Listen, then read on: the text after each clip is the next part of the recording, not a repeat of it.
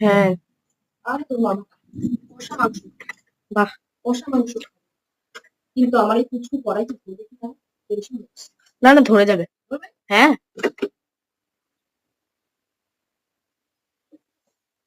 বন্ধ হতে হবে। হয়ে যাবে ঠিক হবে? হ্যাঁ মামা হুম,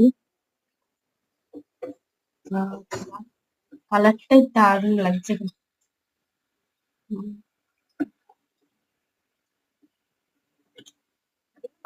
হ্যাঁ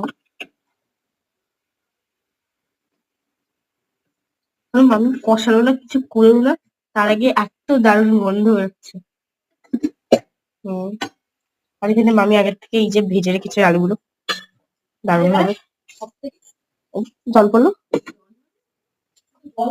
দেখো